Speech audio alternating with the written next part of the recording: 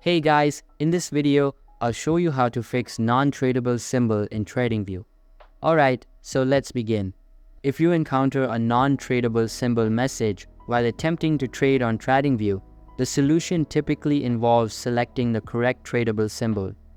This issue often arises when you try to trade a symbol that isn't supported by your broker, such as ONDA. To resolve this, first, ensure that you have selected the correct symbol for trading. For ONDA users, it's essential to choose the correct pairs by using the ONDA-specific symbols in the search function. In the symbol search, you may see options for different markets and pairs. Make sure to select those associated with ONDA. Additionally, enabling the option to show only tradable markets can help you filter out non-tradable symbols. To do this, access the symbol search interface and look for a checkbox or filter option labeled something like Show Tradable Markets or Show Only Symbols Tradable with your broker.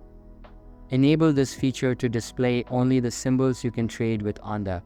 Once you have this option activated, browse through the available symbols and select the appropriate one for your trade. This action should prevent the non-tradable symbol message from appearing, as you'll be choosing from a list of valid, tradable symbols. In summary, the key to fixing the non-tradable symbol issue is to ensure you select the correct, supported symbols by using the appropriate search filters and options in Tradingview. By doing so, you align your trades with what your broker supports, avoiding errors and enabling successful trading. And that's it for this video.